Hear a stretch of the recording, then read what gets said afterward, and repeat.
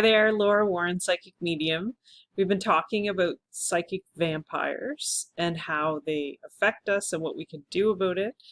And this is another video in the series where I want to talk about how important it is to plan, to be in contact with your psychic vampire.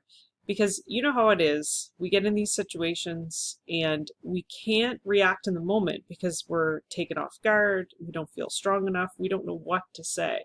And this is a process of you gaining your strength back. So it's really important that you have an idea of what you're going to do in each situation, or maybe how you're going to respond, or maybe just have some key phrases in your back pocket that will help you. But the first thing you have to do is you really have to figure out what your boundaries are. If you don't know what your boundaries are, then it's just a free-for-all. People can stomp all over you anytime they please because you don't really have a clear idea of what you're expecting from other people.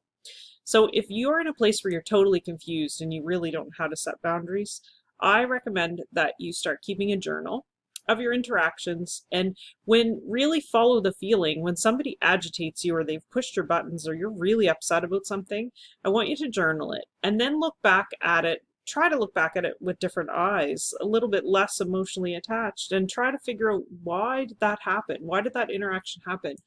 Was it that that person just really got to me because they questioned my knowledge or my capabilities? Or maybe they assumed that I couldn't handle something. Or maybe they just expected me to do more than my share. Or they wanted me to take responsibility for something that wasn't mine. So just have a look at, take some time to write down some of these events when they happen in your life, these interactions that bother you with other people and people that you really want to work on the relationship. Obviously, if it's somebody that you really don't like and you're not going to be around that much, it's not for them. This is for your chronic psychic vampire situation. So psychic vampires can be anybody. They can be a friend, they can be family, they could be a sibling, they could be a child, they could be a parent, they could be a spouse. So that's why it's so important. It's so important to kind of evaluate your interactions with these people and try to figure out what are your triggers, what agitates you.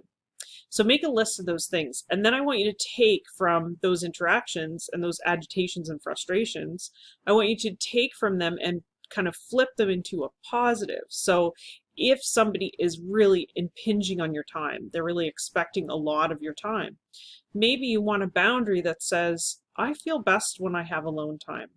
And this is how much alone time I feel I need every day. And set the boundary, but kind of you're taking what's happened to you and you're kind of flipping it into a positive so that you can assert your boundary.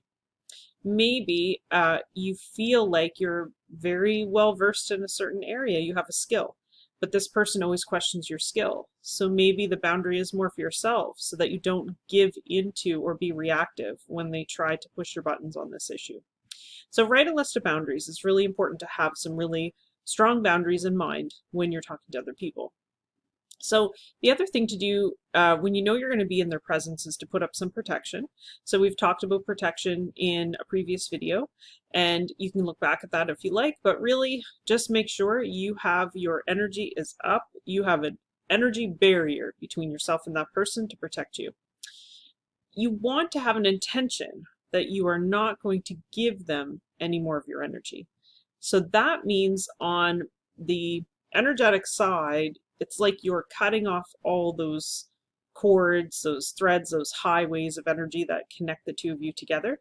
But I also want you to think about your own reactions. So how do you verbally respond? How do you respond with body language?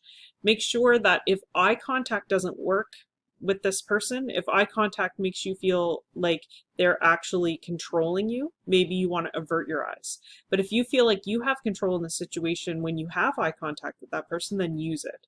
This is all about paying attention to your own interaction with this person. So watch your eye contact, keep calm, because they will bait you and try to upset you because that's how they can gain more energy from you. They want a reaction. You might want to avoid dramatic situations with this person. Oftentimes, psychic vampires can be very dramatic, very over the top, and really only seeing things from their point of view, and that you should help them or that you should go to your way for them. So make sure that you're paying attention to what's happening, that you're in awareness. So these are all things that we do to kind of prepare. You might even want to come up with a little script. You might just want to have in your head like little things like, well, I guess we can agree to disagree. Or, well, that sounds terrible for you. I really wish I could help you today, but I have a lot on my plate today and I have to really get these things done.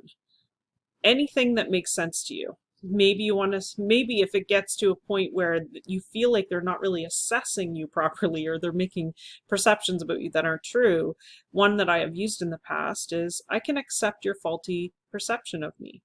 And that kind of stops them dead in their tracks, because they're like, what do you mean by that? So these are kind of things that you can use to prepare. Make a script, have little things that you might want to say, or little kind of tips and tricks to help you through this.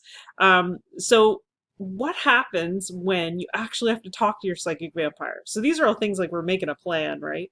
And we can kind of, you can avoid them, but if it's somebody that's in your life all the time, you can't avoid them all the time. So how do you talk to them? So if you get yourself in a situation, you feel like there's a little tension or a little conflict coming on, or maybe you're just feeling anxious because you're expecting something to happen, first thing I want you to do is draw a deep breath. Take a deep breath. You have time. You have lots of time, because they're going to wait for your reaction. That's the plan. So take a deep breath. You may even have to take a little step back and just kind of calm yourself to reassess. Really listen to your vampire. And what I mean by that is to listen to what they're saying, because sometimes you can hear other things than what's being said. So those are all my tips and tricks for dealing with a psychic vampire. The biggest thing to remember is, if they approach you and it's quick and they're right there, just step back, take a deep breath. They're waiting for your reaction. You are really in the power seat. You got this. So remember to hit that bell and subscribe to my channel. And I've also put the links in this description to lead you back to the other videos about psychic vampires, so you can be so up to date on everything and you can be so prepared for your next encounter that you just rock it. Okay, see you next time.